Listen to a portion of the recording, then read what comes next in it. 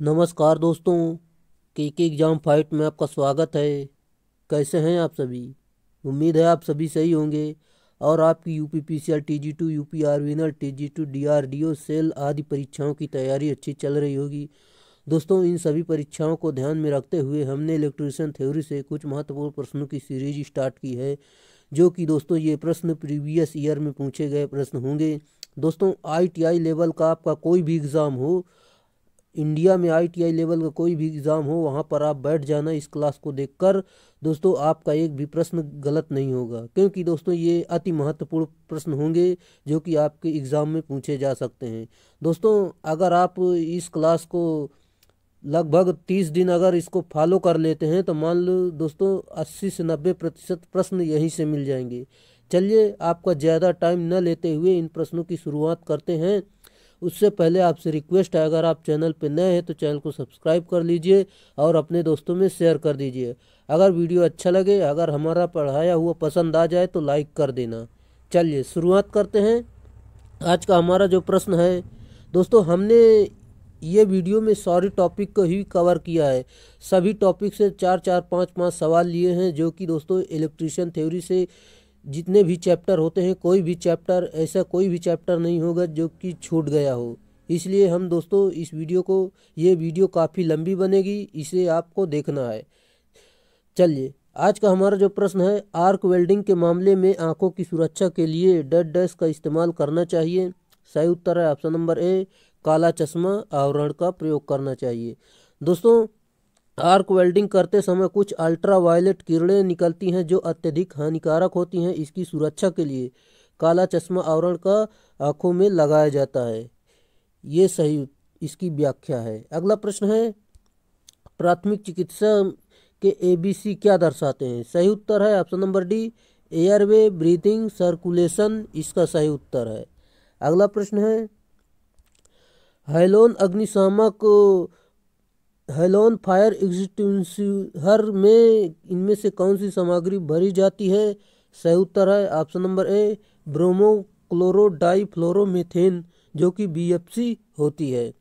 और दोस्तों, इसका जो प्रयोग है, हेलोन अग्निशामक में ब्रोमोक्लोरो डाइफ्लोरोमीथेन पदार्थ भरी जाती है। इस प्रकार के यंत्र का उपयोग सामान्यतः सभी प्रकार की आग बुझाने के लिए किया जा सकता है। विशेष तौर पर इस अग्निशामक का प्रयोग विद्युत उपकरण से लगी आग को बुझाने में किया जाता है। चलिए अगले प्रश्न पर चलते हैं। आपका अगला प्रश्न है, 5S अवधारणा का दूसरा चरण क्या है?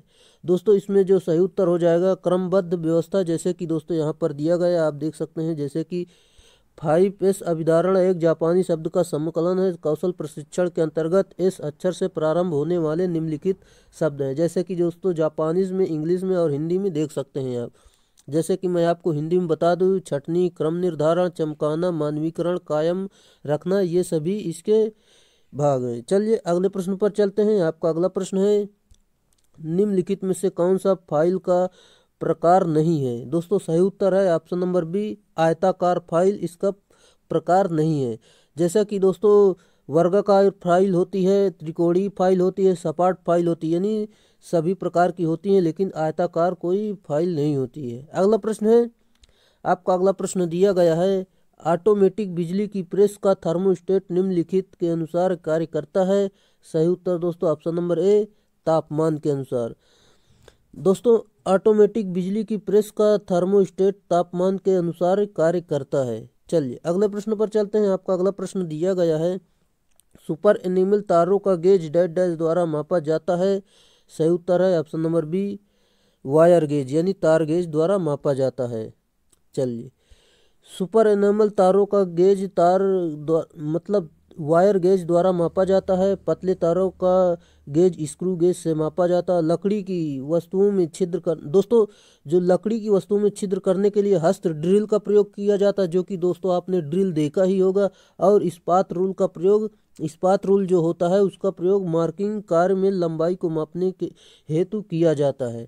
चलिए अगला प्रश्न है आपका, तारों के रोधन यानी इंसुलेशन को सामान्यतः डेड डैश द्वारा हटाया जाता है। सही उत्तर दोस्तों option number B, wire stripper द्वारा यानी तार स्टीपर द्वारा। दोस्तों मैं आपको बता दूं, पाइप रिंच का प्रयोग जो होता है वो कंड्यूट तथा जीआई पाइप सॉकेट आदि कसने तथा खोलने के लिए किया जाता है। दोस्तों आपने पाइप रिंच देखा ही होगा, जो कि अधिकतर नल वल खोलने के काम में आता है। अगला प्रश्न है, आपका अगला प्रश्न दिया गया है, अगर टेनियन सॉ के दांत घिस जाते हैं तो उन्हें तेज करने के लिए क्या होता है? सही उत्तर दोस्तों ऑप्शन नंबर ए, उसे त्रिभुजाकार फाइल से घिसना चाहिए, ये इसका सही उत्तर है। चलिए अगला प्रश्न है आपका। अगला प्रश्न दिया गया है, एक विद्युत हीटर को 100 वाट 200 वोल्ट की श्रेणी में दी गई करंट प्रवाह की मात्रा ज्ञात करें। दोस्तों इसमें सिंपल सा फार्मूला होता है, P बराबर VI होता है। P बराबर VI होता है, क्या निकालना है हमें? करंट। I बराबर P अपान V फार्मूला होगा। दोस्तों P कितना मान दिया? 100 और वोल्ट V कितना दिया? 200। दोस्तों इसे हल करेंगे तो इसका आपको आ जाएगा आंसर 0.5 एम्पियर सही उत्तर होगा, जो कि दोस्तों यहाँ पर ऑप्शन में नहीं दिया है। यहाँ पर ऑप्शन नंबर ए मान लेंगे, यहाँ पर 0.5 लिख देंगे, एम्पियर हो जाएगा। चलिए अगला प्रश्न है आपका। अगला प्रश्न दिया गया है, 1000 वाट की विद्युत प्रेस आयरन प्रतिदिन 2 घंटे के लिए काम कर रही है। यदि विद्युत की दर 2 रुपये प्रति यूनिट है तो जनवरी के महीने के लिए विद्युत प्रेस आयरन इलेक्ट्रिक बिल में योगदान कितना होगा? दोस्तों इसका सिंपल सा फार्मूला होता है, वाट गुणे दिन की संख्या गुणे घंटे। ये सभी इसके मान लो इसका ये फार्मूला होता है अपान 100, मतलब 100 होता है। दोस्तों यही फार्मूले पर आप मान रख देंगे, जैसे कि 1000 वाट दिया है, 1000 और जनवरी महीने में कितने दिन होते हैं? 31 दिन होते हैं। और दोस्तों प्रतिदिन 2 घंटे, 2 घंटे यहाँ पर दिया गया, 2 घंटे यहाँ पर 2 घंटे लिख देंगे, अपान 1000 से भाग दे देंगे। 1000 से 1000 कट जाएगा, आपका 31 दूनी 62 आ जाएगा, 62। और दोस्तों 62 आ गया आपका, जैसे 62 आया तो 62 आने के बाद और इसकी जो लागत है कितने रुपए प्रति यूनिट है? 2 रुपये प्रति यूनिट है, तो इसका 2 से गुणा कर देंगे, 62 में 2 का गुणा कर देंगे तो आपका आ जाएगा 124 सही उत्तर हो जाएगा, जो कि ऑप्शन नंबर ए सही उत्तर है, जैसे कि यहाँ पर देख सकते हैं आप। अगले प्रश्न पर चलते हैं। आपका अगला प्रश्न दिया गया है, एक 110 वाट के विद्युत बल्ब को एक 220 वोल्ट के वोल्टेज स्रोत के साथ संयोजित किया गया तो बल्ब का प्रतिरोध कितना होगा? दोस्तों ये सिंपल सा फार्मूले पर इसको भी रख देना है, जैसे कि दोस्तों मैं आपको दिखा दूँ, समझाने में काफ़ी टाइम लगता है। यहाँ पर आप मान रख देना, आपका उत्तर जो निकल कर आ जाएगा ऑप्शन नंबर सी 440 ओम सही उत्तर होगा। अगला प्रश्न है। अगला प्रश्न दिया गया है, यदि एक 100 वाट का बल्ब 10 घंटे तक जलता है तो खपत हुई विद्युत की मात्रा क्या है? दोस्तों वही फार्मूला लगाना है जो अभी मैंने आपको बता दिया है, वाट गुणे घंटा अपान 1000। दोस्तों यहाँ पर फार्मूले पर मान रख देंगे तो आपका आंसर निकल कर आ जाएगा 1 यूनिट सही उत्तर होगा। चलिए अगले प्रश्न पर चलते हैं। आपका अगला प्रश्न दिया गया है, ताप बढ़ाने पर किसी धारावाही चालक की विद्युत वहन करने की क्षमता सही उत्तर है ऑप्शन नंबर ए घटती है, जबकि दोस्तों प्रतिरोध जो होता है वो बढ़ता है। ताप बढ़ाने पर किसी धारावाही चालक की विद्युत वहन करने की क्षमता घटती है, क्योंकि ताप बढ़ाने से प्रतिरोध का मान बढ़ता है, क्योंकि चालक का प्रतिरोध ताप गुणांक धनात्मक होता है। ये कुछ इसकी जानकारी थी। अगला प्रश्न है, जब किसी उदासीन धातु के गोले को धनात्मक रूप से आवेशित कांच की छड़ के संपर्क में आवेशित किया जाए तो यह गोला, राइट आंसर है ऑप्शन नंबर ए इलेक्ट्रॉन देगा, ये इसका सही उत्तर है। चलिए दोस्तों मैं आपको कुछ बता दूं, जैसे कि अर्थात गोला ऋणावेशित, यानी दोस्तों जब किसी उदासीन धातु के गोले को धनात्मक रूप से आवेशित कांच की छड़ के संपर्क में आवेशित किया जाए तो यह गोला इलेक्ट्रॉन गंवाएंगे, अर्थात गोला ऋणावेशित हो जाएगा। जैसे कि दोस्तों इलेक्ट्रॉन का आवेश जो होता है माइनस का होता है, यहाँ पर माइनस का 1.6 गुणे 10 की घाते माइनस का 19 कूलाम होता है। और दोस्तों इसका द्रव्यमान जो होता है 9.108 गुणे 10 की घाते माइनस का 31 किलोग्राम होता है। अगला प्रश्न है, विद्युत लेपन किसमें काम नहीं आता है? सही उत्तर है ऑप्शन नंबर बी धातु को कठोर होने में काम में नहीं आता। जबकि दोस्तों सतह को अच्छी तरह चमकाने में, जंग से धातु को बचाने में और चमक दिखाई देने में ये सारे काम होते हैं। जबकि दोस्तों ऑप्शन नंबर बी इसका सही उत्तर है जो कि दिया गया है। अगला प्रश्न है आपका, अगला प्रश्न है निकिल के विद्युत हीन लेपन में निम्नलिखित में से कौन सा स्थायी इकाई के रूप में काम करता है? सही उत्तर है ऑप्शन नंबर सी थियूरिया इसका सही उत्तर है। चलिए दोस्तों इसका स्ट्रक्चर है, आप देख सकते हैं, समझ सकते हैं। अगला प्रश्न आपका दिया गया है, देख सकते हैं, नाइट्रिक अम्ल के लिए रासायनिक सूत्र क्या है? सही उत्तर है ऑप्शन नंबर ए HNO3 इसका सही उत्तर होगा। अगला प्रश्न है आपका, जब लोड प्रतिरोध स्रोत प्रतिरोध के बराबर होता है तो निम्न में कौन सा अधिकतम होता है? दोस्तों सही उत्तर है ऑप्शन नंबर बी पावर इसका सही उत्तर है। अगला प्रश्न है, अगला प्रश्न दिया गया है, सोल्डरिंग आयरन बिट के लिए किस सामग्री का उपयोग किया जाता है? राइट आंसर दोस्तों ऑप्शन नंबर डी तांबे का प्रयोग करते हैं।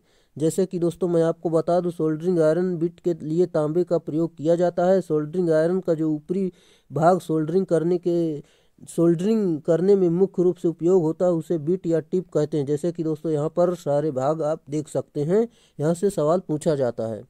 अगला प्रश्न है, अगला प्रश्न दिया गया है, किसी बैटरी को 40 ओम प्रतिरोध से जोड़ा जाता है, यदि करंट 1 एम्पियर पैदा किया जाता है तो बैटरी का वोल्टेज क्या होगा? दोस्तों सिंपल सा फार्मूला होता है V बराबर IR। यहाँ पर फार्मूले पर मान रखेंगे, 40 गुणे 1 कर देंगे तो आपका आंसर आ जाएगा 40 वोल्ट, सही उत्तर होगा।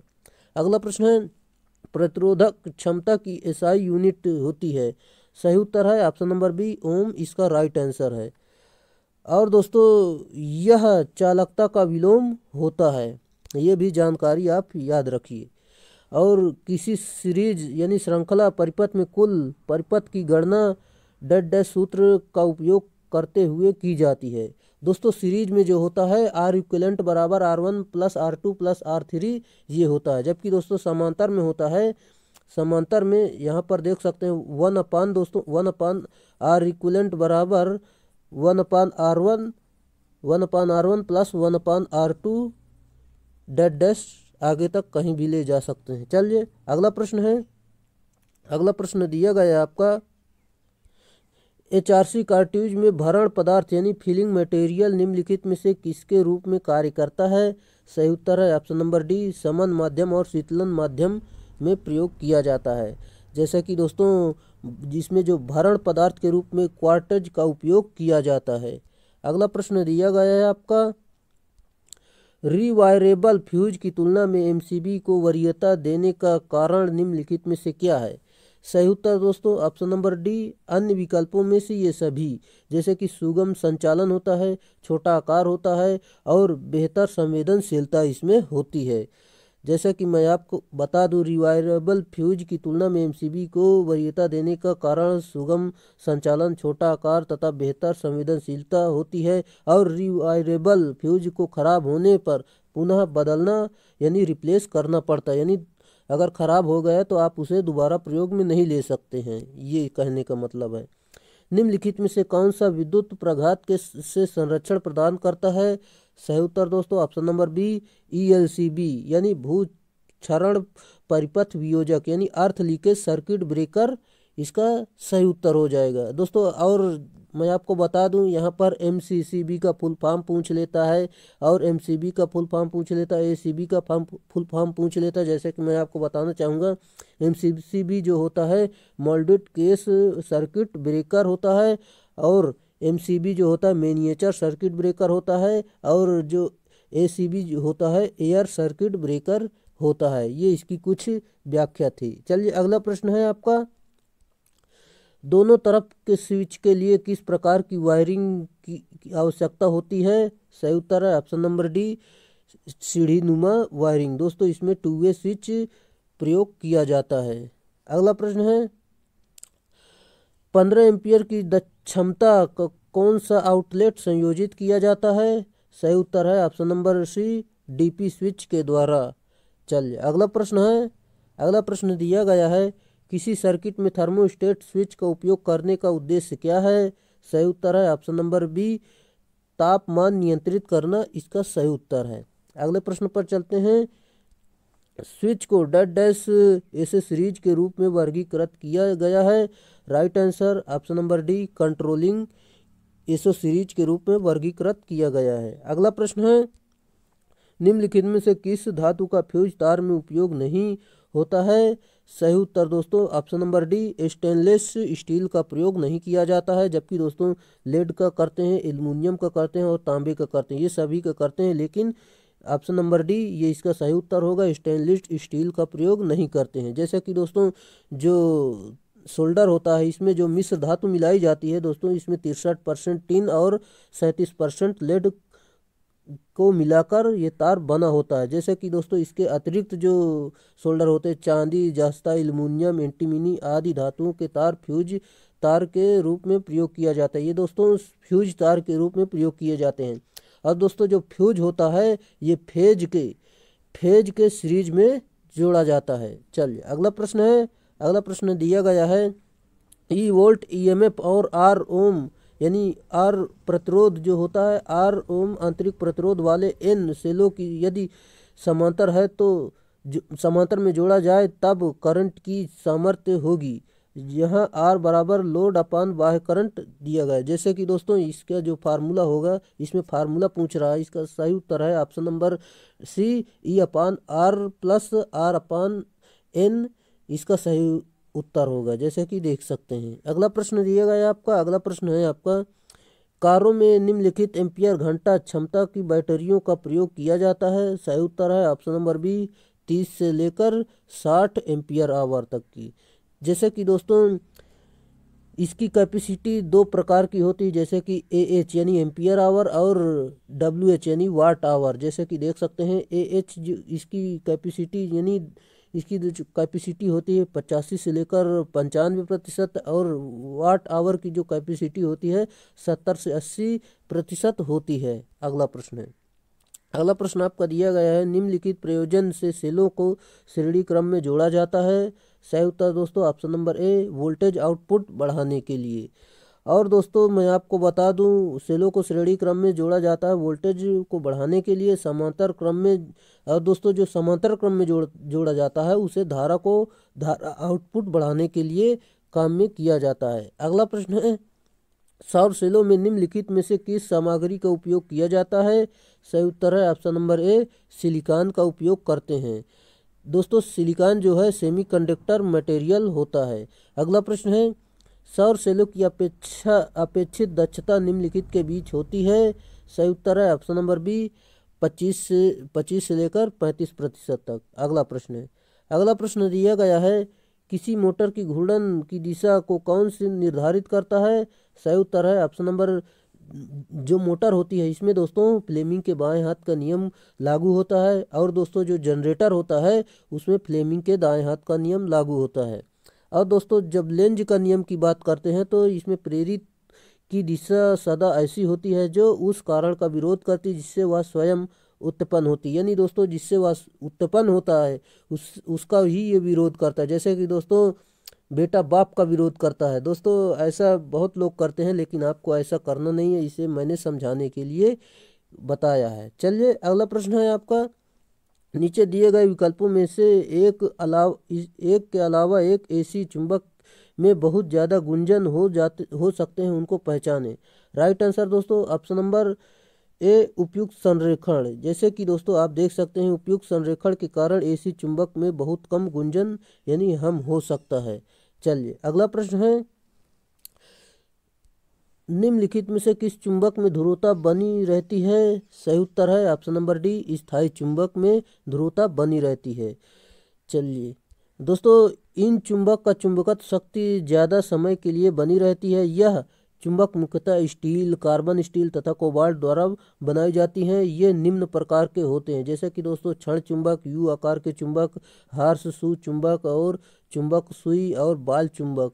ये सभी इसके कुछ पॉइंट हैं। चलिए इस तरह के चुंबक होते हैं, आप इन्हें याद रखिए। अगला प्रश्न दिया गया है बाएं हाथ के अंगूठे। दोस्तों ये फ्लेमिंग के बाएं हाथ का जो नियम है उसकी बात कर रहा है। जैसे कि उंगली और मध्य उंगली को 3 दिशाओं में विस्तारित किया जाता है जो एक दूसरे के लंबवत होती हैं और कंडक्टर की फील्ड करंट की दिशा और गति की दिशा को दर्शाती हैं। यह डेड डैश में बताया गया है। सही उत्तर ऑप्शन नंबर सी, फ्लेमिंग के बाएं हाथ के नियम में ये बताया गया है। जैसे कि दोस्तों यहाँ पर देख सकते हैं इसकी अधिक जानकारी। अगला प्रश्न है दोस्तों, आप सभी को ये पता ही होगा, फ्लेमिंग के बाएं हाथ का नियम, दाएं हाथ का नियम, लेंज का नियम। दोस्तों ये जो है स्किल टेस्ट में भी पूछ लिया जाता है, जो कि ओरल पूछ लिया जाता है कि आप बताओ आपको ओम का नियम मालूम है कि नहीं। ओम का नियम आप बताइए, तो यहाँ पर आपको परिभाषा भी बतानी पड़ती है। और दोस्तों किरचॉफ का नियम और किरचॉफ का फर्स्ट और सेकंड दोनों नियम पूछ लेता है, इन्हें भी आपको याद करना है। प्रत्यावर्ती धारा एसी परिपथ में धारिता प्रतिघात और आवृत्ति के बीच संबंध निम्नलिखित विकल्पों में से किसके द्वारा दर्शाया जाता है। सही उत्तर दोस्तों ऑप्शन नंबर ए, धारिता प्रतिघात, यानी धारिता प्रतिघात बराबर 1/2 पाई FC इसका सही उत्तर होगा। जैसे कि दोस्तों एक सी धारिता प्रतिघात और एफ आवृत्ति ऐसी धारिता को प्रदर्शित करता है। अगला प्रश्न है 3 फेज धारा संयोजित विशुद्ध प्रतिरोधक परिपथ की शक्ति निम्नलिखित में से किसके द्वारा दर्शाई जाती है। सही उत्तर है ऑप्शन नंबर डी, √3 VL और IL, वोल्टेज लोड और धारा लोड। ये इसका दोस्तों इसके कुछ फार्मूले हैं, आप याद कर सकते हैं, इनमें से सवाल बनते हैं। अगला प्रश्न है एक चक्र को पूरा करने के लिए प्रत्यावर्ती धारा यानी AC द्वारा लिए गए समय को क्या कहा जाता है। सही उत्तर दोस्तों ऑप्शन नंबर बी, प्रत्यावर्ती धारा AC की कालावधि इसका सही उत्तर है। अगले प्रश्न पर चलते हैं। जैसे कि दोस्तों यहाँ पर देख सकते हैं इसका डायग्राम द्वारा समझाया गया है। अगला प्रश्न दिया गया है अर्थ बिंदु से जुड़ी वस्तु को डेड डैश कहा जाता है। सही उत्तर है दोस्तों ऑप्शन नंबर डी, अर्थड वस्तु कहते हैं। और दोस्तों अर्थ इलेक्ट्रोड पर शून्य विभव होने के कारण इसके संपर्क में आने वाले सभी विद्युतीय साधनों का वोल्टेज भी शून्य हो जाता है। अगला प्रश्न है आपका निम्नलिखित में से कौन सा अर्थ के प्रतिरोध को कम करने का तरीका है। सही उत्तर दोस्तों ऑप्शन नंबर सी, प्लेट के क्षेत्र को बढ़ाना इसका सही उत्तर है। जैसे कि दोस्तों मैं और बात करूं, जैसे कि इसके अर्थ प्रतिरोध को मान को निम्न विधियों द्वारा कम किया जा सकता है। जैसे कि दोस्तों पानी डालने से और प्लेट का क्षेत्रफल बढ़ाने से, इलेक्ट्रोड की गहराई बढ़ाने से, अनेक अर्थ इलेक्ट्रोड को समांतर क्रम में संयोजित करने से। ये कुछ इसके फैक्ट हैं। अगला प्रश्न है आपका जो कि टनल डायोड में टनलिंग की घटना किस व्यवहार पर आधारित है। सही उत्तर दोस्तों ऑप्शन नंबर बी, क्वांटम यांत्रिक व्यवहार पर आधारित है। चलिए अगला प्रश्न है आपका दोस्तों, यहाँ पर मैं आपको बताना चाहूँगा जैसे कि टनल डायोड पतले जंक्शन का डायोड होता है। कम फॉरवर्ड बायस पर यह निगेटिव प्रतिरोध को प्रदर्शित करता है। इसे एम्प्लीफिकेशन तथा दोलन के लिए उपयोग किया जा सकता है। ये इसके कुछ फैक्ट हैं जो कि आपको याद रखना है। अगला प्रश्न है आपका, अगला प्रश्न दिया गया है फोटोडायोड का विद्युत निर्गत अधिकतम होगा जब एक, इसमें दोस्तों आपका जो सही उत्तर हो जाएगा यहाँ पर आप देख सकते हैं ऑप्शन नंबर सी, लघु अग्र बायस इसके अक्रॉस मौजूद हैं, इसका राइट आंसर है। अगला प्रश्न दिया गया है दोस्तों, मैं आपको यहाँ पर बताऊँगा कि यह फोटोडायोड पश्च अभिनत पर कार्य करने वाली PN संधि युक्ति है जो पश्च अभिनत पर उत्पन्न होने वाली पश्च धारा अल्पसंख्यक आवेश वाहकों के प्रवाह के कारण होती है। इनका उपयोग प्रकाश डिटेक्टर के रूप में होता है। अगला प्रश्न है जब अर्धचालक डायोड अर्धवायसित होता है तब वह। सही उत्तर ऑप्शन नंबर सी, धारा प्रवाहित करता है। अगले प्रश्न पर चलते हैं। आपका अगला प्रश्न दिया गया है करंट यानी विद्युत प्रवाह की अधिकतम मात्रा जो एक रेक्टिफायर के माध्यम से प्रवाह कर सकती है उसे डेड डैश कहा जाता है। सही उत्तर दोस्तों option number D, peak plate विद्युत प्रवाह करंट इसे कहते हैं। जैसे कि दोस्तों मैं आपको बता दूं, डायोड एक ऐसी युक्ति है जो AC को DC में परिवर्तित करती है। यह प्रक्रिया रेक्टिफिकेशन कहलाती है। अगला प्रश्न है आपका अर्धचालक की संयोजकता डेड डैश की प्रकाश की किरणों से बहुत प्रभावित होती है। सही उत्तर दोस्तों ऑप्शन नंबर सी, उच्च तीव्रता के कारण प्रभावित होती है।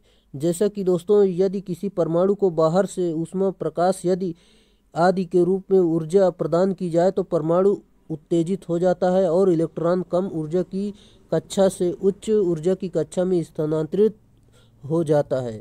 अगला प्रश्न है, अगला प्रश्न दिया गया है आपका, जैसे कि दोस्तों डेड डैश को लेड एसिड सेल में विद्युत अपघट्य यानी इलेक्ट्रोड के रूप में किया जाता है। किसका प्रयोग किया जाता है? Option number C, lead acid में दोस्तों सल्फ्यूरिक अम्ल का प्रयोग किया जाता है। जैसा कि दोस्तों ये जो लेड एसिड सेल में तनु यानी H2SO4 के शुद्ध जल मिलाकर इलेक्ट्रोलाइट तैयार किया जाता है, वह इसकी सहायता से सेल में धारा प्रवाहित होती है। लेड एसिड सेल के दो प्रकार होते हैं जो कि निम्न प्रकार के हैं, जैसे कि फ्लेडेड लेड एसिड और सील्ड लेड एसिड इसके प्रकार होते हैं। अगला प्रश्न, अगला प्रश्न दिया गया है, निम्नलिखित में से कौन सा अर्थ के प्रतिरोध को कम करने का तरीका है? सही उत्तर दोस्तों ऑप्शन नंबर सी, प्लेट के क्षेत्र को बढ़ाना, ये इसका सही उत्तर है। जैसे कि मैंने आपको अभी बताया था, पानी डालने से प्लेट के क्षेत्रफल को बढ़ाना, इलेक्ट्रोड की गहराई को बढ़ाने से, अनेक अर्थ इलेक्ट्रोड को समांतर क्रम में संयोजित करने से। चलिए दोस्तों, आगे जाने से पहले मैं आपको बताना चाहूँगा, अगर इसकी आपको PDF चाहिए तो आप ये टेलीग्राम चैनल ज्वाइन कर सकते हैं। आप यहाँ से PDF डाउनलोड कर सकते हैं, इसकी PDF यहीं चैनल पर दे दी जाएगी। अगला प्रश्न है, अगला प्रश्न आपका दिया गया है, यहाँ पर देख सकते हैं, एक सर्किट में ट्रांजिस्टर जोड़ने के लिए आवश्यक टर्मिनल है। सही उत्तर दोस्तों ऑप्शन नंबर सी, 3 टर्मिनल होते हैं। जैसे कि मैं आपको बता दूं, एक सर्किट में ट्रांजिस्टर जोड़ने के लिए 3 टर्मिनल की आवश्यकता होती है। ट्रांजिस्टर 2 प्रकार के होते हैं, जैसे कि दोस्तों यहाँ पर देख सकते हैं PNP और NNP। जैसे कि दोस्तों PNP में होता है ये बेस होता है, ये कलेक्टर होता है, ये एमीटर होता है। जैसे कि PNP में जो होता है वो जो तीर की निशान होता है वो अंदर की तरफ जाता है, जो कि NNP में होता है ये तीर का निशान बाहर की तरफ जाता है, ये इसकी पहचान है। चलिए अगला प्रश्न दिया गया है दोस्तों, आपका अगला प्रश्न है, यहाँ पर देख सकते हैं, ट्रांजिस्टर और हीट सिंक के बीच बिजली का इंसुलेशन बनाए रखने के लिए सामग्री का प्रयोग किया जाता है। सही उत्तर दोस्तों ऑप्शन नंबर डी, अभ्रक का प्रयोग करते हैं। चलिए अगला प्रश्न है दोस्तों, आपका अगला प्रश्न दिया गया है, आपका अगला प्रश्न है, यहाँ पर देख सकते हैं,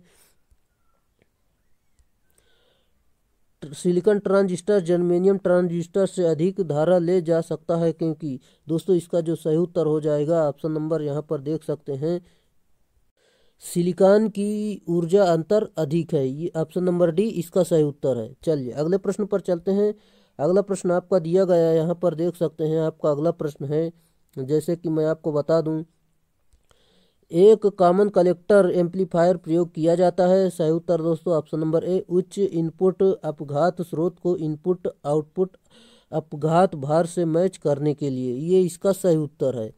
चलिए दोस्तों यहाँ पर मैं आपको बता दूं, एक कॉमन कलेक्टर यानी एम्पलीफायर का प्रयोग उच्च इनपुट प्रतिरोध स्रोत को निम्न आउटपुट प्रतिरोध भार से मैच करने के लिए प्रयोग किया जाता है।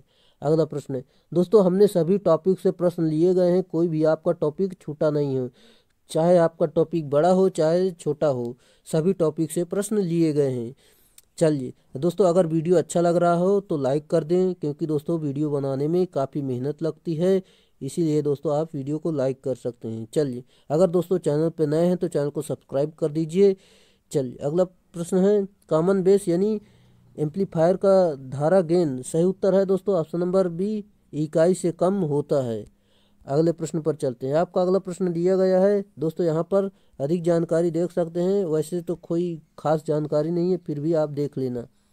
अगला प्रश्न दिया गया है, डायरेक्ट कपल्ड यानी DC एम्पलीफायर का उपयोग किया जाता है।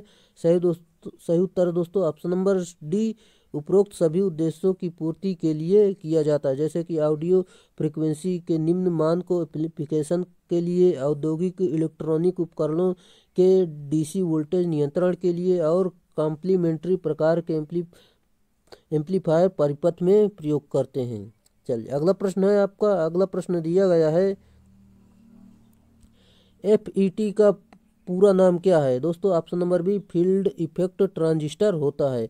और दोस्तों ये जो फील्ड इफेक्ट यानी एफईटी का पूर्ण नाम फील्ड इफेक्ट ट्रांजिस्टर मैंने तो आपको बता दिया। यह एक ध्रुवीय यानी यूनिपोलर युक्ति है, अतः धारा का प्रवाह केवल मेजॉरिटी वाहकों यानी इलेक्ट्रॉन अथवा होल्स के कारण होता है। यह एक कंट्रोल वोल्टेज कंट्रोल युक्ति है। इसका इनपुट प्रतिरोध उच्च 10⁶ ओम से लेकर 10⁻10 ओम तक होता है। इसकी सुग्राह्यता तथा वोल्टेज लाभ कम होता है। इसके ऊष्मीय स्थिरता अधिक, धारा तथा शोर कम होता है। चलिए अगला प्रश्न है आपका, एफईटी का संचालन किस सिद्धांत पर आधारित है? सही उत्तर है ऑप्शन नंबर सी, विद्युत क्षेत्र लागू होने पर अर्धचालक के समीप धारा में परिवर्तन। ये इसका सही उत्तर है। अगला प्रश्न है दोस्तों, यह एक वोल्टेज नियंत्रण युक्ति है एफईटी। अगला प्रश्न दिया गया है, शक्ति मॉसफेट एक डैश डैश है। सही उत्तर ऑप्शन नंबर ए, वोल्टेज नियंत्रण डिवाइस है। दोस्तों इसका जो मॉसफेट का जो पूरा नाम है मॉसफेट का जो पूरा नाम है metal oxide semiconductor field effect transistor, इसका पूरा नाम होता है, जो कि दोस्तों यहाँ से प्रश्न बन जाता है। और दोस्तों इसमें 3 टर्मिनल होते हैं, सोर्स, गेट, ड्रेन, ये टर्मिनल होते हैं। जैसे कि यह एक ध्रुवीय यानी यूनिपोलर युक्ति है। इसका इनपुट प्रतिरोध उच्च 10⁻10 ओम से लेकर 10⁻15 ओम तथा सुग्राह्यता सेंसिटिव होती है यानी सुग्राह्यता निम्न होती है। इसका वोल्टेज लाभ तथा शोर दोनों ही कम होती हैं। इसकी ऊष्मीय स्थिरता अधिक होती है। अगले प्रश्न पर चलते हैं। अगला प्रश्न दिया गया है आपका, एक मॉडर्न शक्ति अर्धचालक उपकरण जो बीजेटी और मॉसफेट के गुणों का संयोजन है। सही उत्तर option number A, IGBT. IGBT इसका सही उत्तर होगा। दोस्तों IGBT insulated gate bipolar transistor होता है, जो कि दोस्तों यह अर्धचालक उपकरण है जो कि बीजेटी और मॉसफेट के गुणों का संयोजन है। अगला प्रश्न है, अगला प्रश्न दिया गया है, कंप्यूटर के लिए आईसी चिप सामान्यतः किसकी बनाई जाती है? सही उत्तर है ऑप्शन नंबर सी, सिलिकॉन की बनाई जाती है। और दोस्तों सिलिकॉन एक अर्धचालक पदार्थ होता है। सिलिकॉन का SiO2 से प्राप्त किया जाता है। दोस्तों 1 1 1 1 1 5 बार 1 है तो बाइनरी का मान क्या होगा? दोस्तों इसका सिंपल सा फार्मूला होता है, इसमें बाइनरी में बदलने के लिए 2n-1 से, जहाँ पर n बराबर बाइनरी की संख्या, यहाँ पर 5 है तो 2⁵5 लिख देंगे और 1 करके यहाँ पर हल कर लेंगे तो 32-1 बराबर 32-1 और इसकी जो बगल में आधार में लगा है इसको 10 लगा देंगे तो इसमें 31-10 आ जाएगा दोस्तों, जो कि इसमें दोस्तों ऑप्शन नंबर भी ये सही उत्तर यहीं पर हल किया गया है, इतना ही बता दिए गए। चलिए अगला प्रश्न है, जैसा कि दोस्तों अगर आपको यहाँ तक भी जाना पड़े तो आप यहाँ पर हल कर सकते हैं। अगला प्रश्न है, अगला प्रश्न दिया गया है, सही चयन करें। राइट आंसर दोस्तों PROM में एक प्रोग्रामेबल यानी एंड व्यू व एक निश्चित आर व्यू है, ये इसका सही उत्तर है। जैसा कि दोस्तों मैं आपको बता दूं, यहाँ पर देख सकते हैं XOR गेट जो कि होता है, यहाँ पर इसका जो वो होता है फार्मूला होता है y बराबर A+B होता है। जैसे कि दोस्तों देख सकते हैं, जैसे तो यहाँ पर इनपुट देते हैं, जैसे कि AB में इनपुट देते हैं, Y जो होता है आउटपुट को प्रदर्शित करता है। जैसे कि B0 देंगे तो 0 प्राप्त होगा, A0 और B1 देंगे तो 1 प्राप्त होगा, A1 देंगे प्लस A1 देंगे और 0 देंगे तो 1 प्राप्त होगा, जबकि दोस्तों 1 देंगे तो बाहर 0 प्राप्त होगा आउटपुट में। ये आप इसकी कुछ व्याख्या है, आप समझ सकते हैं।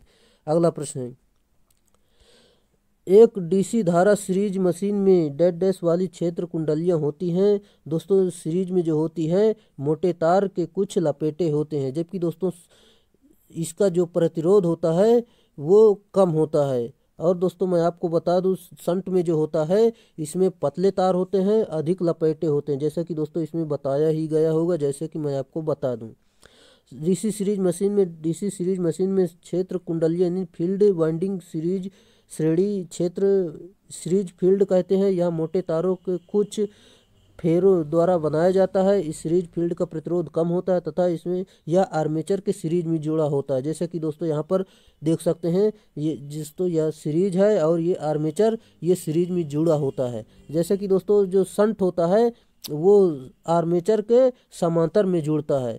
जैसे कि मैं आपको बता दूं, जबकि शंट मशीन में शंट फील्ड वाइंडिंग पतले तारों से बहुत कम ज़्यादा फेरों की सहायता से बनाया जाता है, जिसका प्रतिरोध उच्च होता है या आर्मेचर से जुड़ता है। अगला प्रश्न, एक 6 पोल लैप कुंडली जनित्र में 300 कंडक्टर हैं, प्रति कंडक्टर प्रति विद्युत वाहक बल 5 वोल्ट है, तो जनित्र की जनित वोल्टता क्या है।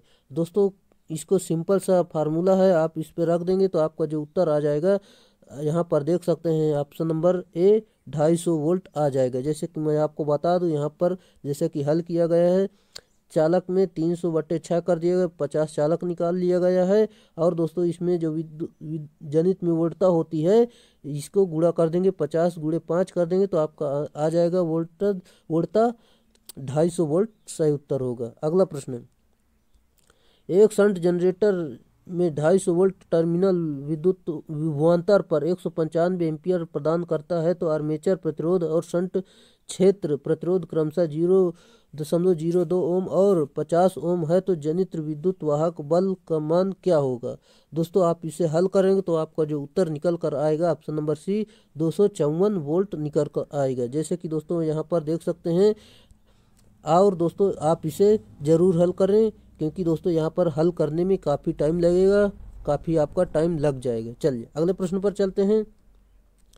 अगला प्रश्न है आपका, डेड डैश को हासिल करने के लिए डीसी जनरेटर समांतर क्रम में चलाए जाते हैं। सही दोस्तों ऑप्शन नंबर डी, उच्च विश्वसनीयता इसमें से अच्छी होती है। यानी दोस्तों अगर एक इसमें से जनरेटर ख़राब हो गया तो इसकी आपूर्ति बनी रहती है। जैसे कि दोस्तों इसमें वही बताया, जैसे कि बता दूं आपको, जिससे कि यदि किसी जनरेटर में प्रदोष उत्पन्न हो जाए तो उसके स्थान पर अन्य लगे हुए जनरेटर सप्लाई प्रदान करते रहें और किसी प्रकार की कार्य में रुकावट न उत्पन्न हो, इसलिए एक से अधिक जनरेटर को समांतर क्रम में प्रचालित किया जाता है, जिससे कि प्रणाली की विश्वसनीयता बढ़ जाती है, जो कि मैंने आपको बता दिया। अगला प्रश्न दिया गया है, डीसी शंट जनरेटर को डेड डैश भी कहा जाता है। सही दोस्तों आंसर है इसमें ऑप्शन नंबर ए, नियत वोल्टेज जनरेटर कहते हैं। जैसे कि दोस्तों यहाँ पर देख सकते हैं, नियत वोल्टेज जनरेटर दिया गया, डीसी जनरेटर को नियत वोल्टेज जनरेटर भी कहते हैं। यह क्योंकि दोस्तों डीसी शंट जनरेटर में फ्लक्स का मान लगभग स्थिर होता है। जैसे कि दोस्तों देख सकते हैं यहाँ पर शंट जनरेटर बना है। दोस्तों यहाँ पर जो आर्मेचर होता है शंट वाइंडिंग के जो होती है उसके समांतर क्रम में जुड़ता है। जैसे कि दोस्तों वोल्टेज बराबर यहाँ पर दिया गया फार्मूला, यहाँ पर देख सकते हैं आर्मेचर धारा बराबर लोड धारा और शंट धारा जोड़ देंगे तो आर्मेचर धारा निकल आ जाएगी। ये फार्मूले से भी आप सवाल लगा सकते हैं। दोस्तों यहाँ से काफ़ी सवाल बनते हैं। अगला प्रश्न है, लैमिनेटेड कोर या आर्मेचर में निम्नलिखित में से कौन सी हानि कम होती है। सही उत्तर दोस्तों ऑप्शन नंबर ए, भंवर धारा हानि कम होती है। जैसे कि मैं आपको बता दूं, विद्युत वाहक बल के कारण सोर्स में प्रवाहित होने वाली विद्युत धाराएं अनावश्यक रूप से वैद्युतिक शक्ति की खपत करती हैं, जिसे भंवर धारा हानि कहते हैं। इस क्षति के कारण कोर तथा मशीन गर्म हो जाती है। यह क्षति कुल क्षति का 20 से 30% तक होती है। जैसे कि दोस्तों भंवर धारा हानि का फार्मूला दिया गया है V²F²T²V वाट, जो कि है। अगला प्रश्न है दोस्तों, चलिए अगले प्रश्न पर चलते हैं। अगला प्रश्न है आपका,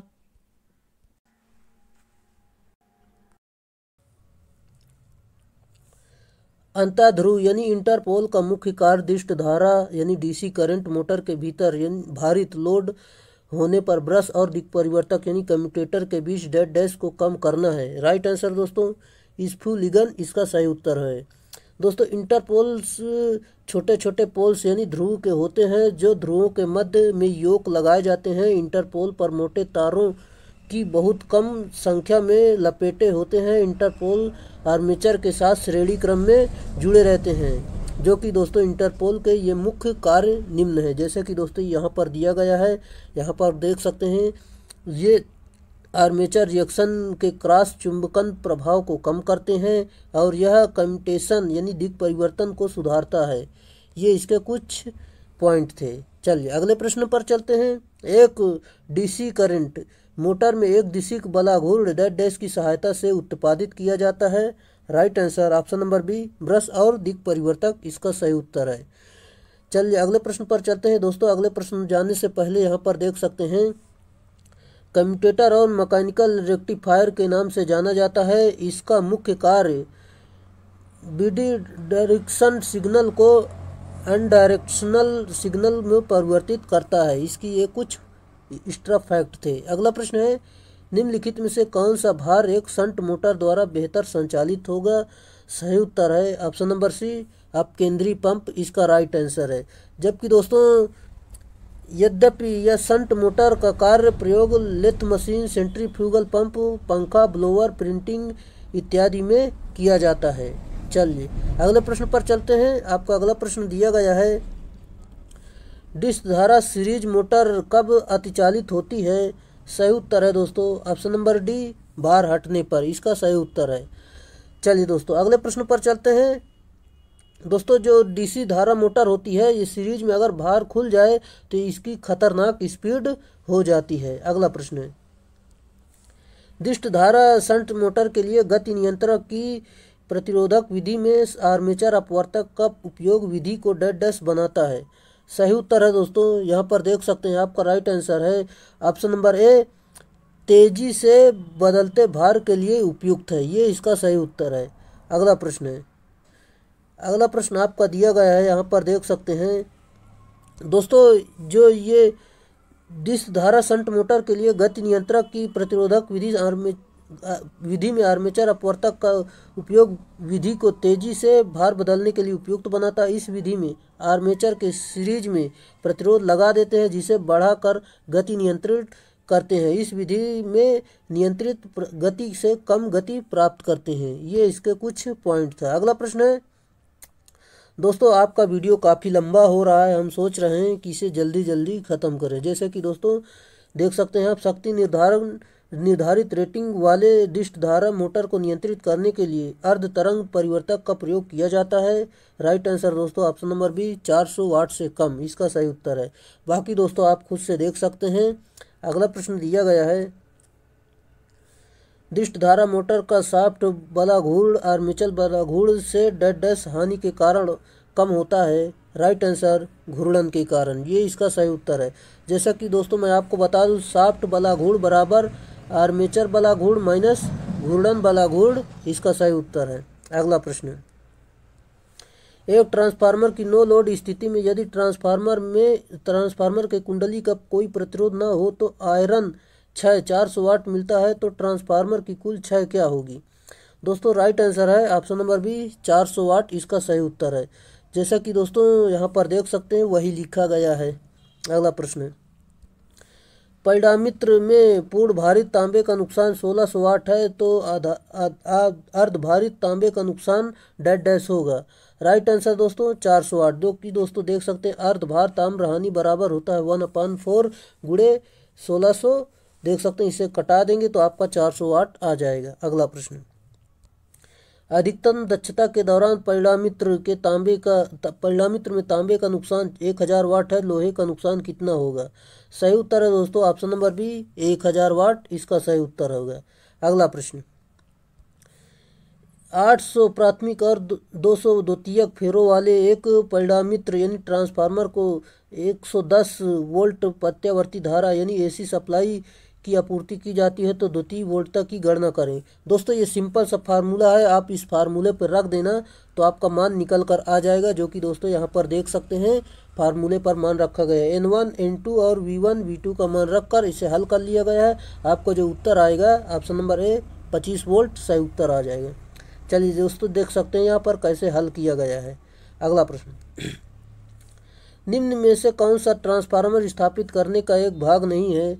सही उत्तर है दोस्तों ऑप्शन नंबर डी, एक्साइटर नहीं, जबकि दोस्तों कंजर्वेटर, ब्रीदर, बुकोल्ज रिले ये सभी हैं। और दोस्तों मैं बता दूं आपको, कंजर्वेटर जो है टैंक में तेल के स्तर को बनाए रखता है, जबकि ब्रीदर जो है तेल में नमी को जाने से रोकता है। और दोस्तों बुकोल्ज रिले आंतरिक दोष के विरुद्ध सुरक्षा प्रदान करता है। ये कुछ इसकी व्याख्या थी। अगला प्रश्न, 50 किलोवोल्ट एम्पियर के नीचे छोटे ट्रांसफार्मर में कैसा शीतलन प्रयुक्त होता है? सही उत्तर है ऑप्शन नंबर ए, वायु शीतलन इसका सही उत्तर है।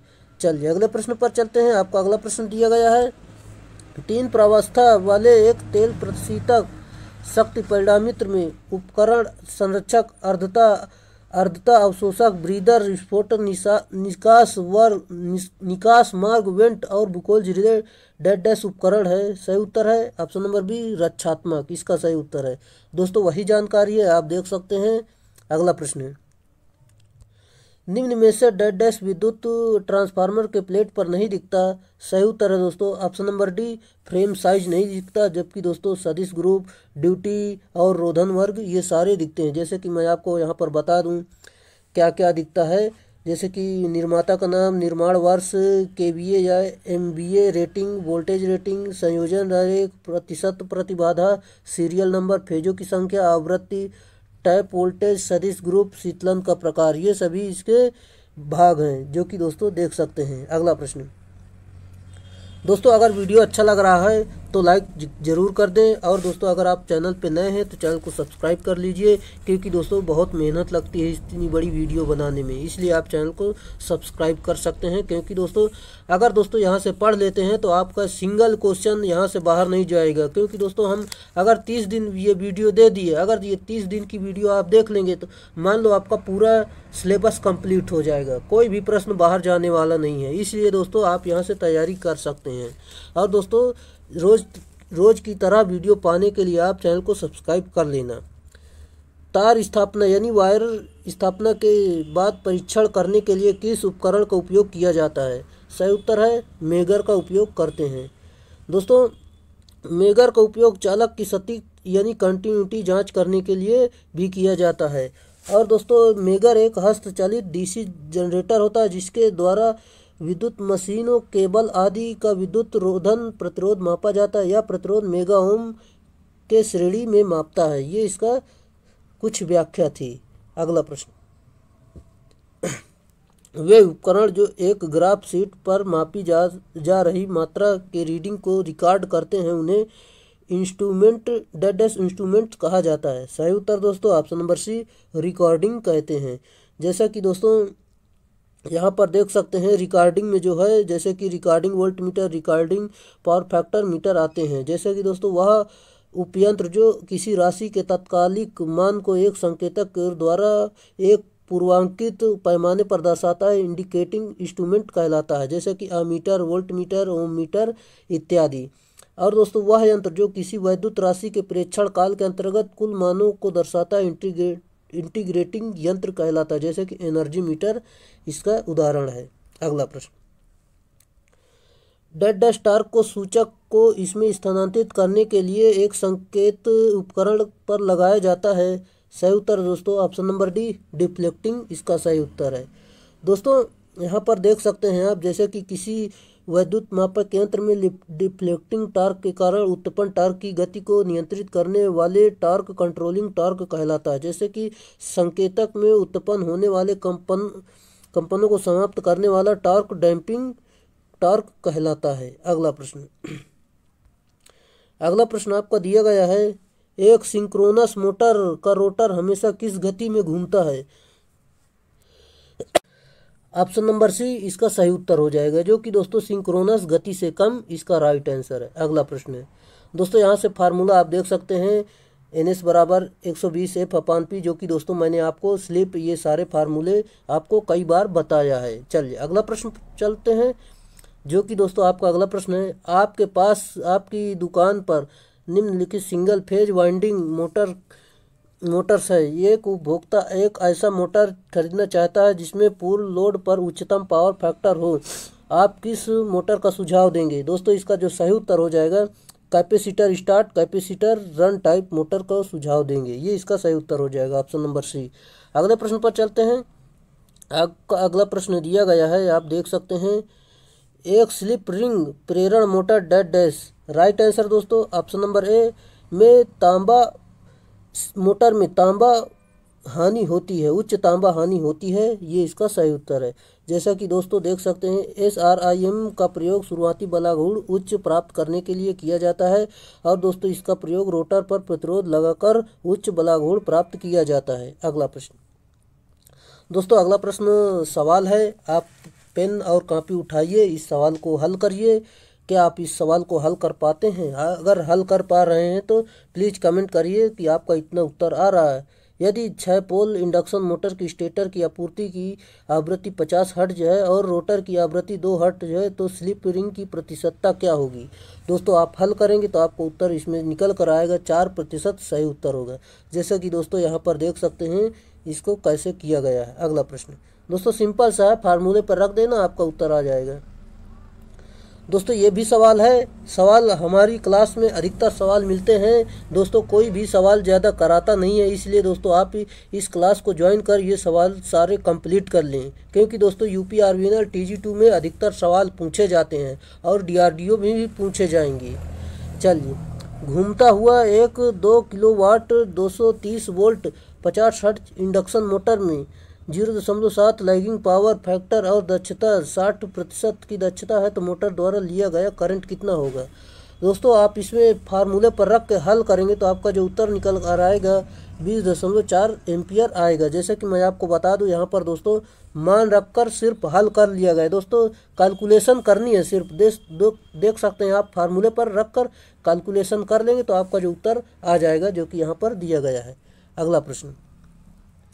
अगला प्रश्न दिया गया है आपका, संधारित प्रत्यावर्तित प्रेरण चालित motor capacitor start induction run motor में प्रतिरोध परिवर्तित मोटर रेजिस्टेंट स्टार्ट मोटर्स की तुलना में डैश डैश बलाघूल होता है। सही उत्तर दोस्तों उत्कृष्ट होता है। अगला प्रश्न पर चलते हैं। अब दोस्तों मैं बता दूं आपको, जैसे कि बलाघूल उच्च होने का मुख्य कारण संधारित है। जैसे कि कैपेसिटर का प्रयोग करने से फेज अंतर अधिक प्राप्त होता है, जिससे प्रारंभिक बलाघूल यानी टॉर्क अधिक प्राप्त होता है। अगला प्रश्न, घड़ी और संकेतन उपकरणों को चलाने के लिए इनमें से किस मोटर का उपयोग किया जाता है? सही उत्तर दोस्तों बेहद आसान सवाल है, जो कि शैथिल्य मोटर का उपयोग करते हैं। जैसा कि दोस्तों मैं आपको यहाँ पर बता दूँ, यहाँ पर दोस्तों घड़ी और संकेतक उपकरणों को चलाने के लिए हिस्टैरिसीस यानी शैथिल्य मोटर का उपयोग किया जाता है। शैथिल्य मोटर एक सिंगल फेज मोटर होती है, यह बिना किसी उत्तेजन के तुल्यकालिक गति पर प्रचलित होती है। इस मोटर पर कोई कंपन नहीं होता, क्योंकि दोस्तों ये बिल्कुल छोटी मोटर होती है जो कि घड़ी में लगी होती है, क्योंकि मोटर में ना ही दांते होते हैं और ना ही वाइंडिंग होती है। कंपन की अनुपस्थिति के चलते ये मोटर बिना किसी शोरगुल के कारण चलती है। इसका अन्य उपयोग जैसे कि ध्वनि रिकॉर्डिंग यंत्रों, टेलीप्रिंटर, कलमापन आदि में किया जाता है। जैसे कि दोस्तों देख सकते हैं आप सभी के घरों में घड़ी होगी, और दोस्तों जो कलाई घड़ी पहने होते हैं उसमें भी होती है। अगला, एक सिंगल फेज एसी मोटर को स्वतः परिवर्ती यानी सेल्फ स्टार्टिंग बनाने के लिए डैश डैश को मुख्य वाइंडिंग में जोड़ने की आवश्यकता होती है। सही उत्तर है option number D, auxiliary winding इसका सही उत्तर है। दोस्तों सेल्फ स्टार्ट बनाने के लिए दोस्तों इसमें सहायक वाइंडिंग जोड़ने की मान लो आवश्यकता होती है, तभी दोस्तों ये मान लो सेल्फ स्टार्ट बन सकती है, नहीं तो आपकी single phase motor self start नहीं होती है। जैसे कि यहाँ दोस्तों मैं आपको बता दूँ, एक सिंगल फेज एसी मोटर को सेल्फ स्टार्टिंग बनाने के लिए सहायक वाइंडिंग यानी ऑक्सिलरी वाइंडिंग को मुख्य वाइंडिंग के साथ जोड़ने की आवश्यकता होती है। सहायक वाइंडिंग के उपयोग से दोनों कुंडलों के बीच फेज अंतर जो होता है 90 डिग्री प्राप्त होता है, जिसके परिणाम स्वरूप दोनों कुंडलों की धाराएं यानी वाइंडिंग की धाराएं परिक्रमी फ्लक्स उत्पन्न करती हैं तथा मोटर स्वचालित बन जाता है यानी सेल्फ स्टार्ट हो जाता है। अगला प्रश्न, किसी स्टेपर मोटर में यदि स्टेप कोण 45 अंश है तो इसकी विभेदन यानी रिवोल्यूशन डैश डैश स्टेप प्रति चक्कर होगा। राइट आंसर दोस्तों ये 45 का भाग 360 में दे देंगे तो आपका आंसर निकल कर आएगा ऑप्शन नंबर बी 8 आ जाएगा, जो कि दोस्तों देख सकते हैं इसका फार्मूला होता है ये दोस्तों आप याद कर सकते हैं, क्योंकि दोस्तों यहाँ से सवाल बनता है जो कि दोस्तों देख सकते हैं DMRC में पूछा गया है। अगला प्रश्न, एक स्टेपर मोटर मूलतः एक डैश डैश होता है। सही उत्तर दोस्तों ऑप्शन नंबर बी तुल्यकालिक मोटर होता है, ये इसका सही उत्तर है। स्टेपर मोटर का उपयोग दोस्तों कम्यूटेटर उपकरणों में ड्राइविंग टॉर्क उत्पन्न करने के लिए किया जाता है। अगला प्रश्न दिया गया है, छत के पंखे को फर्श से डेड डैश ऊपर लटकाया जाना चाहिए? सही उत्तर है ऑप्शन नंबर ए 2.75 मीटर ऊपर लटकाया जाना चाहिए। अगला प्रश्न, रोटर के डेड डैश पर पहुंचने पर अपकेंद्रीय स्विच स्टार्टिंग वाइंडिंग को वियोजित कर देता है। सही उत्तर है ऑप्शन नंबर ए 75 से 80% गति पहुंचने पर ये बाहर हो जाता है। और दोस्तों जो मोटर होती है वो रनिंग वाइंडिंग पर चलने लगती है। अगला प्रश्न, यूनिवर्सल मोटर को डेड डैश के नाम से भी जाना जाता है। सही उत्तर है दोस्तों ऑप्शन नंबर ए एसी सीरीज मोटर के नाम से भी जाना जाता है, क्योंकि दोस्तों इसकी गति इतनी तेज हो जाती है, अगर भार हटा देंगे तो वही काम करती है जो कि डीसी सीरीज मोटर करती है। अगला प्रश्न, प्रत्यावर्तित का कार्य दोस्तों जो प्रत्यावर्तित का कार्य सिद्धांत क्या है? सही उत्तर है ऑप्शन नंबर ए फैराडे के विद्युत चुंबकीय प्रेरण के सिद्धांत पर यह कार्य करता है, जैसा कि दोस्तों यहाँ पर देख सकते हैं। अगला प्रश्न है दोस्तों मैं आपको बता दूं कि जो अल्टरनेटर और सिंक्रोनस मोटर की संरचना एक समान होती है। और दोस्तों अल्टरनेटर में से बेलनाकार और सेल्यंट पोल टाइप का रोटर उपयोग किया जाता है। इसमें मैग्नेटिक फील्ड रोटेटिंग और आर्मेचर स्थिर होता है। ये कुछ इंपॉर्टेंट जानकारी थी जो कि दोस्तों आपको याद रखना है। प्रत्यावर्तित यानी अल्टरनेटर की दक्षता इसकी डेड डैश के बढ़ने पर हमेशा सही उत्तर है दोस्तों हमेशा बढ़ती है। सही उत्तर ऑप्शन नंबर बी शक्ति बढ़ने पर हमेशा बढ़ती है। दोस्तों दक्षता बराबर फार्मूला होता है निर्गत अपान निविष्ट, यानी निर्गत अपान निर्विष्ट प्लस हानिया, इसका सही उत्तर है। अगला प्रश्न है, समुन्नत पोल प्रकार के घूर्णक का उपयोग प्रत्यावर्ती में किया जाता है। ये किस प्रकार के मूवर्स द्वारा संचालित होते हैं? सही उत्तर निम्न और माध्यम गति के प्राइम मूवर्स से होते हैं। अगला प्रश्न दोस्तों आपका अगला प्रश्न दिया गया है, सवाल है सिंपल सा जो कि दोस्तों आपको हल करना। 4 पोल और 1800 आरपीएम की दर से घूमने वाले अल्टरनेटर द्वारा उत्पन्न वोल्टेज की आवृत्ति कितनी होगी? दोस्तों इस सवाल ये सिंपल से फार्मूले पर रख के निकाल लेंगे तो आपका 60 हर्ट्ज आ जाएगा। अगला प्रश्न, ये भी सवाल है दोस्तों, एक अल्टरनेटर जिसमें 8 पोल है और 250 आरपीएम से चक्कर लगाता है तो इसकी आवृत्ति होगी। Right answer option number D, इस फार्मूले पर रख के निकाल लेंगे। 16 सही 2/3 इसका सही उत्तर आ जाएगा। अगला प्रश्न है, अल्टरनेटिंग करंट है। Right answer option number B, current की दिशा और परिमाण समय के साथ बदलते हैं, ये इसका सही उत्तर है। एसी करंट में धारा परिमाण और दिशा दोनों के साथ बदलते रहते हैं, जबकि डीसी धारा में स्थिति के आयाम और दिशा के समय साथ स्थिर रहती है और एक ही दिशा में धारा का प्रवाह होता है। ये इसका कुछ व्याख्या थी। अगले प्रश्न पर आउटपुट वोल्टेज में सबसे बड़ी गिरावट एक अल्टरनेटर के किस लोड पर पूरा भार लेने पर परिणाम स्वरूप होगी? सही उत्तर है option number B LPF inductive, इसका सही उत्तर है। अगला प्रश्न, एक सिंक्रोनस मोटर की गति प्रत्यक्ष रूप से किस प्रकार भिन्न की जाती है? दोस्तों इसका जो सही उत्तर है आप यहाँ पर देख सकते हैं, आपूर्ति की आवृत्ति बदलकर, इसका सही उत्तर है। अगला प्रश्न दोस्तों यहाँ पर देख सकते हैं फार्मूला है जो कि कई बार देखा है आपने। चलिए दोस्तों अगले प्रश्न पर चलते हैं जो कि दोस्तों आपका अगला प्रश्न दिया गया है, आप यहाँ पर देख सकते हैं, यदि किसी मोटर की आवृत्ति में परिवर्तित के बावजूद पोल्स की संख्या समान होती है तो मोटर की गति, सही उत्तर दोस्तों ऑप्शन नंबर बी आवृत्ति में वृद्धि के साथ बढ़ती है, ये इसका सही उत्तर है। अगले प्रश्न पर चलते हैं जो कि दोस्तों आपका अगला प्रश्न है, किसके मदद के साथ एक एसी जनरेटर बिजली की ऊर्जा को बाहरी भार के लिए संचारित करता है? सही उत्तर है दोस्तों option number C slip ring, इसका सही उत्तर है। जो कि दोस्तों देख सकते हैं यहाँ पर एसी जनरेटर में बिजली की ऊर्जा को बाहरी भार को स्लिप रिंग द्वारा संचारित करते हैं, जबकि आर्मेचर वाइंडिंग को उत्पन्न विद्युत वाहक बल स्लिप रिंग की सहायता से बाह्य परिपथ को दिया जाता है। इसमें स्लिप रिंगों की संख्या 2 होती है। अगला प्रश्न, निम्नलिखित में से कौन सी मोटर प्रेरण यानी इंडक्शन मोटर के समान होती है? सही उत्तर दोस्तों ऑप्शन नंबर ए अतुल्यकालिक यानी सिंक्रोनस मोटर, इसका सही उत्तर है। चलिए अगले प्रश्न पर चलते हैं। आपका अगला प्रश्न है, निम्नलिखित में से कौन सी मशीन विद्युत ऊर्जा को यांत्रिक ऊर्जा में परिवर्तित करती है? सही उत्तर सिंक्रोनस मोटर यानी तुल्यकालिक मोटर। दोस्तों जबकि डायनमो यांत्रिक ऊर्जा को विद्युत ऊर्जा में परिवर्तित करता है। अगले प्रश्न पर चलते हैं। आपका अगला प्रश्न दिया गया है, तुल्यकालिक मोटर है। सही उत्तर दोस्तों ऑप्शन नंबर डी, अस्वचालित मोटर होती है। जैसे कि दोस्तों इसे स्वचालित बनाने के लिए इसमें पोनी मोटर द्वारा भी स्वचालित बना सकते हैं, डीसी मोटर द्वारा और सेल्फ स्टार्टिंग विधि द्वारा स्वचालित बना सकते हैं। चलिए अगले प्रश्न पर चलते हैं।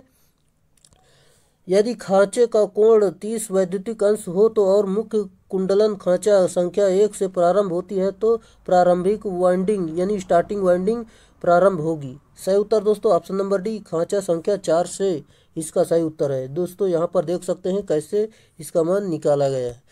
चलिए अगले प्रश्न पर चलते हैं। आपका अगला प्रश्न दिया गया है, थोड़ा बड़ा कर लेते हैं। यदि पोल्स की संख्या 4 है और खांचों की संख्या 24 है तो पोल पिच का मान क्या होगा।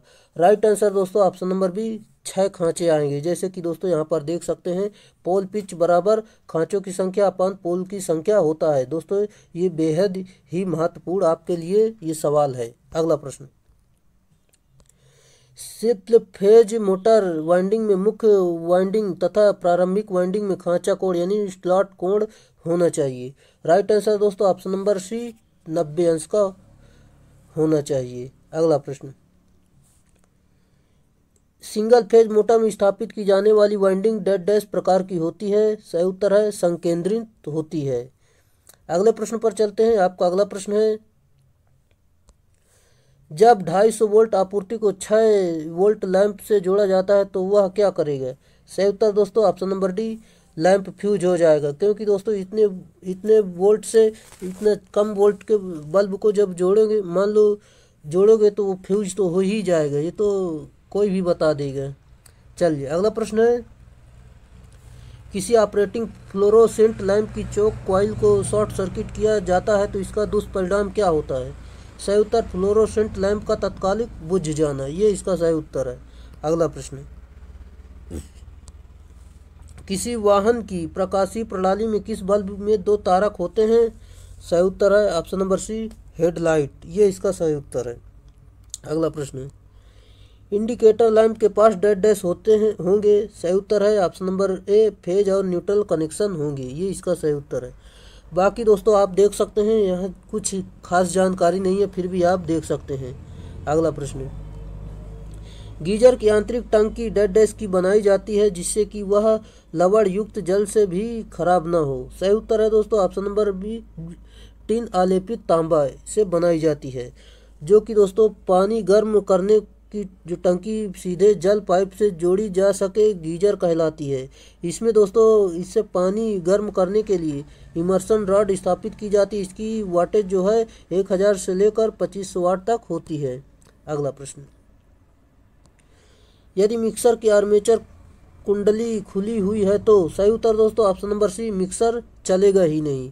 अगर आर्मेचर वाइंडिंग खुली है तो मिक्सर कहाँ से चलेगा। और दोस्तों इसकी जो घूर्णन गति होती है यूनिवर्सल मोटर की 1500 आरपीएम से लेकर 3000 आरपीएम तक होती है।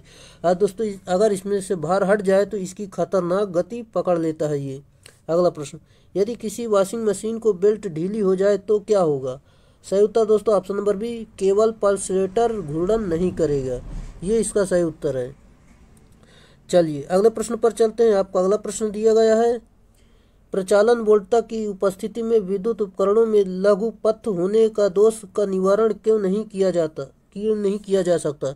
दोस्तों आपका जो सही उत्तर हो जाएगा ऑप्शन नंबर ए, उच्च यानी हाई शॉर्ट सर्किट धारा यानी करंट मापक उपकरण को खराब कर सकती है, ये इसका सही उत्तर है। दोस्तों आपकी परीक्षाएं काफ़ी नज़दीक हैं, आप तैयारी कर सकते हैं। क्योंकि दोस्तों अगर आप इसमें कंटिन्यूटी नहीं करेंगे तो आपका ये सिलेक्शन नहीं होने वाला है। क्योंकि दोस्तों यूपी आर्विनल TG2 का जो एग्ज़ाम होने जा रहा है बहुत ज़्यादा कंपटीशन है। अगर दोस्तों आप सही ढंग से सही डायरेक्शन में तैयारी नहीं करते हैं तो आपका सिलेक्शन नहीं होगा। इसीलिए दोस्तों आप कंटिन्यूटी बना कर रखें और तैयारी करते रहें। और वो दिन आएगा जब आपका सिलेक्शन होगा, तब आप सोचो दोस्तों, जब आप खुशी के मारे उछल पड़ोगे। दोस्तों इसीलिए मैं कहता हूँ आप तैयारी करते रहो। अगले प्रश्न पर चलते हैं। अगला प्रश्न है आपका, कोरोना का एक नुकसान है। सही उत्तर दोस्तों ऑप्शन नंबर ए, शक्ति हानि। दोस्तों हमने सभी टॉपिक से प्रश्न लिए हैं, कोई ऐसा सिंगल टॉपिक नहीं है जहां से प्रश्न छूटा हो। दोस्तों यहाँ पर देख सकते हैं फार्मूला।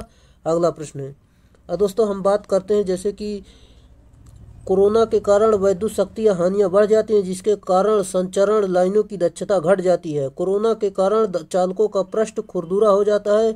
कोरोना के कारण तृतीय हार्मोनिक्स उत्पन्न हो जाती है, जिससे भार धारा की अजोक्रिय तरंग प्राप्त होती है।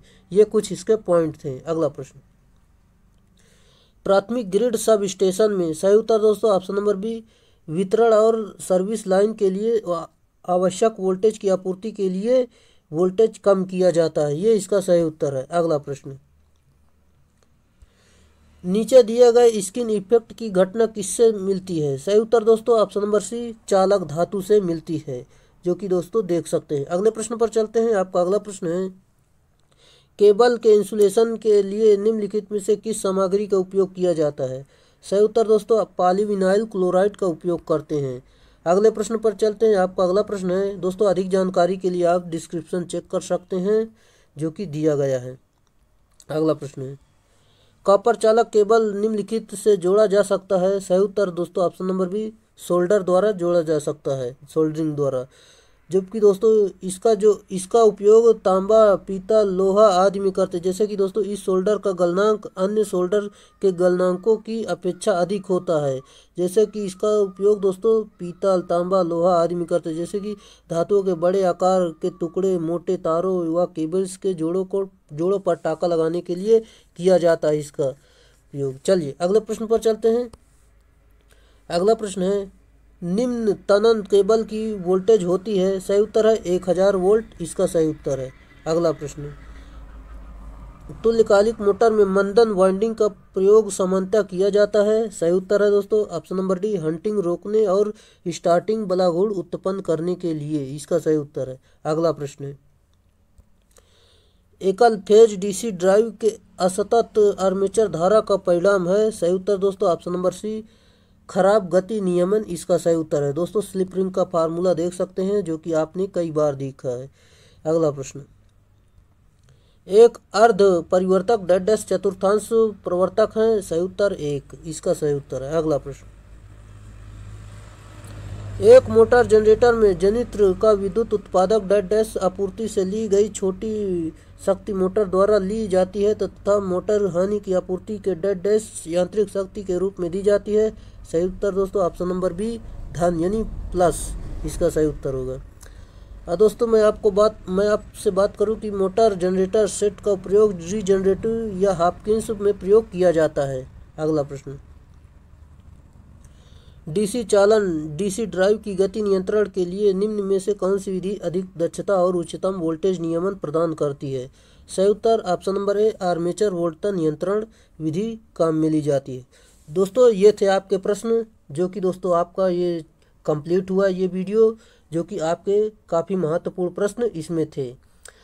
दोस्तों अगर आप यहाँ से निरंतर तैयारी करते हैं, यहाँ से मात्र 30 दिन तैयारी कर लीजिए, 80 से 90% प्रश्न यहीं से मिल जाएंगे। कोई भी एग्ज़ाम हो दोस्तों, बाहर नहीं जाने वाला, क्योंकि दोस्तों हम वैसे ही हर टॉपिक से 5-5, 6-6 प्रश्न ले रहे हैं, जो कि दोस्तों अगर 30 दिन करेंगे तो 30, 36, 18, 180 प्रश्न ऐसे ही हो जाएंगे। पूरा सिलेबस तो ऐसे ही कंप्लीट हो जाएगा।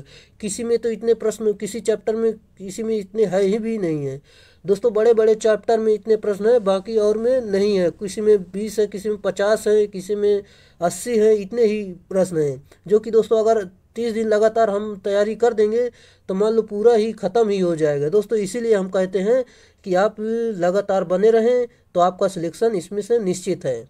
चलिए आज के लिए इतना ही रहेगा, फिर मिलेंगे नेक्स्ट वीडियो में, तब तक के लिए बाय।